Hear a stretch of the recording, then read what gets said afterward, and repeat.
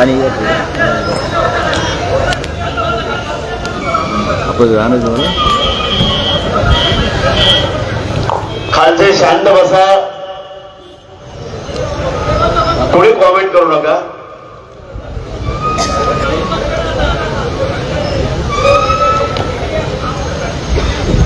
इथं उभं राहावं, असं धरून उभं राहा, असं धरून. हिंदवी स्वराज्याचे संत भगवान छत्रपती शिवराय त्या तळेगावमध्ये ती जमलेल्या माझ्या तमाम मराठा बांधवांना माझा मानाचा देश.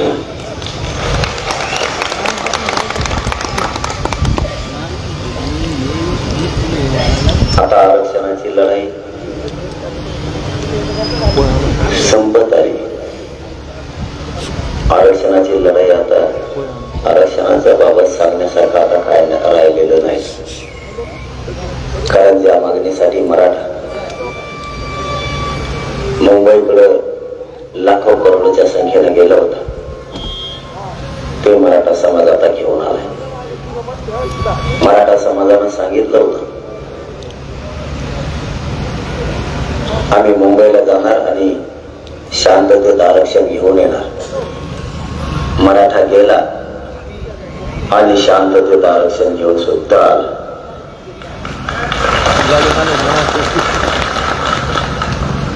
काय घेऊन आला हे एकच मिनिटात सांगतो, कारण पुढे पण लई लांबपर्यंत जायचं. पुन्हा आरक्षण मिळाल्यावर तुमच्या गावाला सेपरेट एक दिवस येतो, काळजी करू नका. मराठा समाज मुंबईकडे गेला. ज्या मराठा समाजाच्या नोंदी सापडल्या त्या मराठा समाजाच्या नोंदीच्या आधारावरच नोंद नसलेल्या मराठा समाजाला आरक्षण द्यायचं. म्हणजे ज्याची नोंद सापडली त्याच्या गणगोतातील सगळ्या सोयऱ्यांना आरक्षण द्यायचं. नोंद नसली तरीही. मग आपण मुंबईला यासाठी गेलो होतो, ज्या 54 लाख नोंदी सापडल्यात त्यांना प्रमाणपत्र द्यायचे. किती जणाला आतापर्यंत दिले हे सरकारनं सांगितलं नाही. आणि ज्या 54 लाख नोंदी सापडल्या सगळेच खायला भिडलेली. तुम्हाला आरक्षण भेटलं काय? इकडच्या कोपऱ्यात काय गडबड चालली हो. मला वाटलं तुमचं आलं का नाही एअरपोर्ट तिकडच्या बाजूने.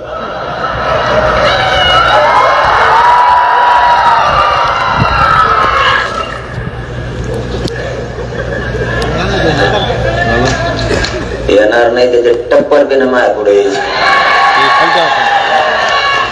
मिठाले शान आहे का? त्याचा कार्यक्रमच केला.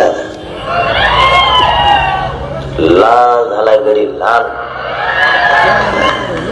त्याला सांगितलं होतं माया नादी लागू नको, त्याला दमत नाही ना. तिथं बी नको असली घाण.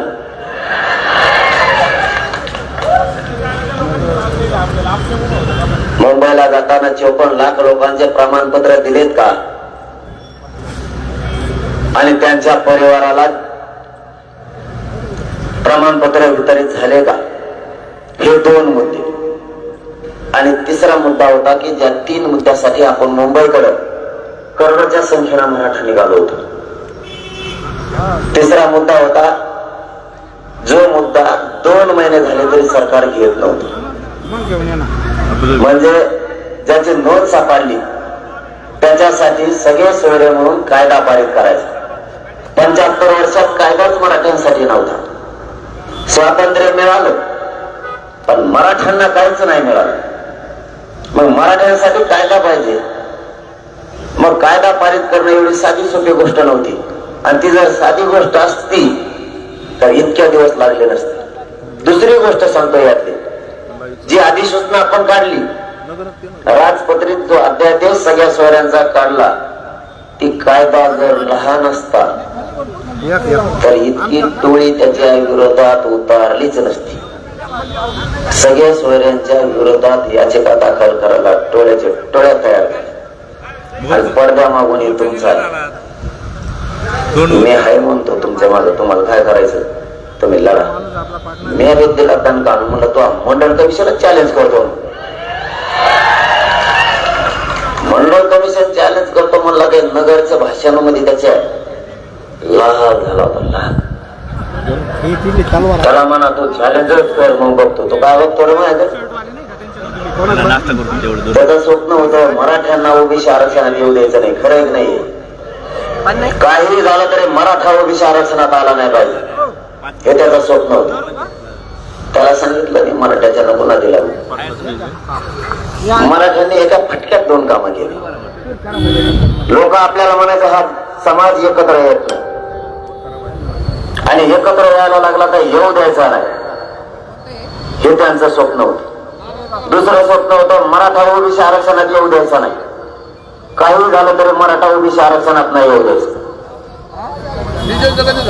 मराठ्यांनी एका दणक्यात 2 कामं केली. मराठा ओबीसी आरक्षणात पण आला आणि मराठा करोडोच्या संख्येने एक सुद्धा झाला. मराठ्यांना एकच हाक मारली.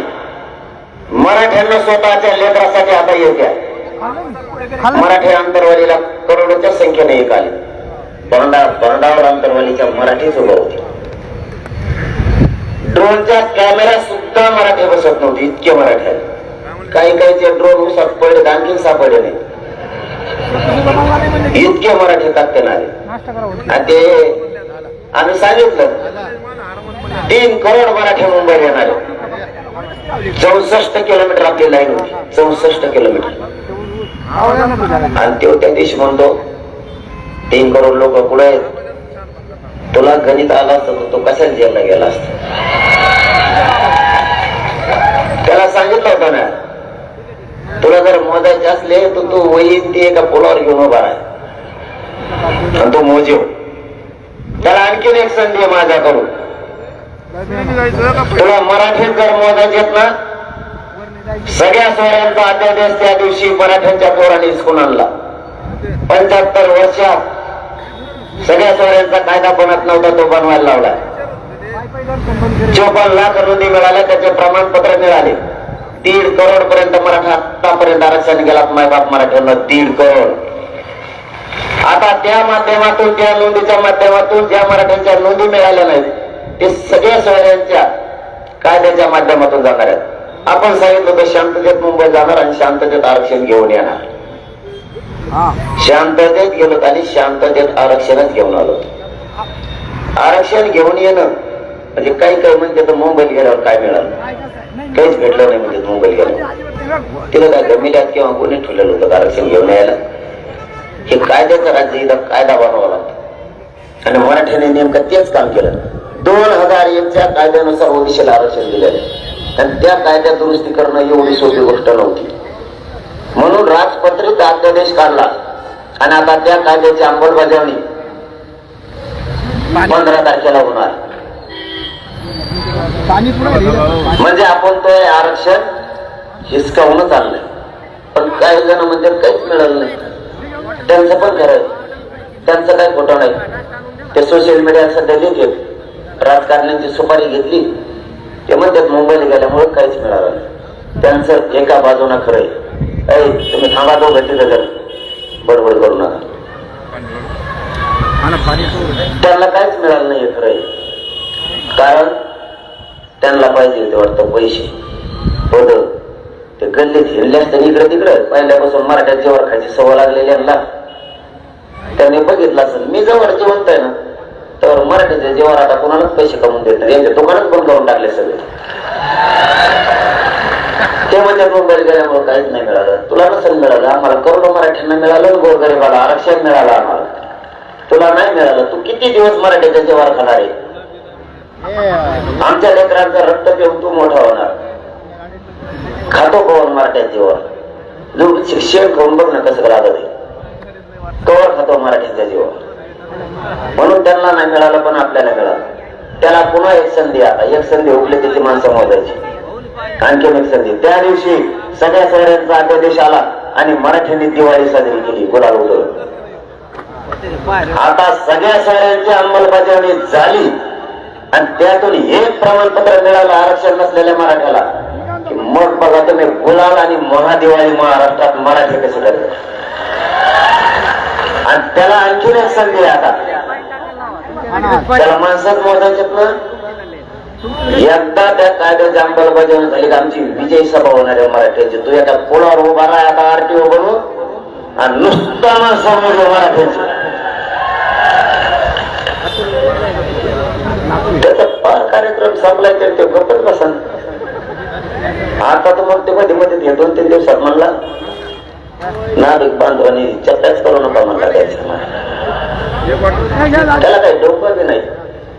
गोरगरीब लोक आहेत. आमचं आणि त्यांचं चांगलं आहे. तो कशाला काढेल होतो आमच्यामध्ये. गाव लेवलवर आपला आणि ओबीसी बांधवांचं एकदम चांगलं आहे. आपण एकमेकाच्या सुखादुखात रात्रंदिवस ते मध्येच काढी लावतोय. पण मला माहित नव्हतं. मला वाटलं आपलेच भारी लोक आहेत काय की ना बी बांधवले डेंजर. बाय शिवा होत्या ते. मी आता अर्धा शिडू ऐकला मोबाईल ठोकून द्यावा. भयानक खौड शादी देते मी. 2 दिवस भाकरच जाणार नाही अशा शादेत होते. तरी त्याला लाज नाही. त्याने माफी मागितली पाहिजे.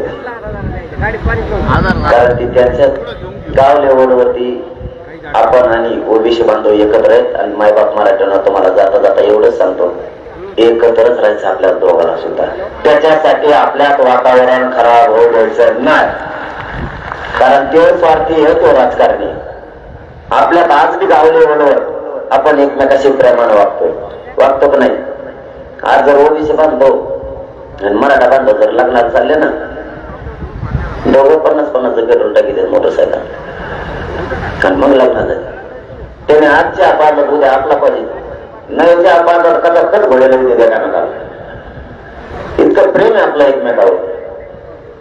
आणि हो मध्येच येतो आणि आपल्यात काढी लावतो. याचं ऐकून आपले संबंध खराब होऊ द्यायचं नाही. कारण मराठा हा आरक्षणात आणि ओबीसी आरक्षणात. आता आरक्षणाचा विषय संपत आणलाय. थोडा राहिला. आपल्या ग्रामीण भागात म्हणे हत्ती गेला आणि शेपूट राहिलं. आपलं शेपूट बी नाही राहिला, नुसती अंमलबजावणी राहिली. विषय संपला. त्यासाठी आपण 10 तारखेला पुन्हा एकदा आमरण उपोषण पुकारलंय. कारण आपल्याला पर्याय नाही. आपले लेकर मोठे करण्यासाठी आपल्याला पर्याय नाही. मी पाठीमाग आता रायगडाच्या चरणी पवित्र रायगडाची माती कंपारी लावून आलो. कारण पुन्हा रायगडावर जाईल का नाही माहित नाही. कारण मला त्या पाठीमागच्या उपोषणामुळे आता शरीर साथ देत नाही. कारण खूप शरीराचे हाल होते. परंतु मी असं ठरवलंय आता की करोडो लेकरांचं मराठीच्या कल्याण होणार आहे. एक जीव गेला तरी चालतो, पण करोडो माझ्या गोरगरीब मराठीच्या लेकराच्या चेहऱ्यावरती आरक्षण देऊन आनंदाने आसू बघायचे. म्हणून पुन्हा एकदा 10 तारखेला आपण आमरण उपोषण पुकारले. ते कठोर होणार आहे. कारण पुन्हा एकदा आपण आपला जीव तळातावा घेतलाय. कारण जगायचं या मराठा समाजासाठी आणि मरायचं पण मराठा समाजासाठी. ताकदीनं लढायचं. आणि मी ज्या समाजाला मायबाप म्हणला ना, त्याच्याशी गद्दारी करणारी पैदास माझी नाही. मी मराठ्यांची कधीच गद्दारी नाही करू शकत. त्यामुळे आता विषय पूर्ण संपत आलाय. फक्त अंमलबजावणी राहिली. अंमलबजावणीसाठी नुसते आमरण उपोषणाची घोषणा केली की कॅबिनेट बैठकी मंगळवारी आणि बुधवारी होत असते. पाहिजे तांदळ लागलं.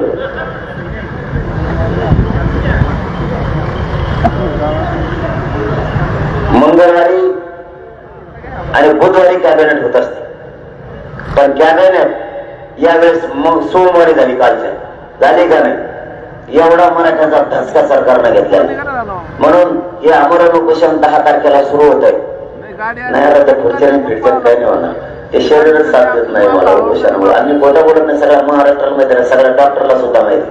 पूर्ण शरीरच कोरडं पडलेलं आहे. झाला आता फक्त तुम्हाला एकच विनंती की आता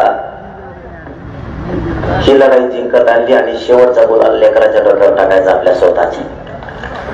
त्यामुळं राजकारण याच्यात येऊ देऊ नका. आणि या कायद्याची अंमलबजावणी होईपर्यंत आता आपल्या फूट नका पडू देऊ. काही झालं तरी हरकत नाही. 10 तारखेला ज्यांना शक्य असेल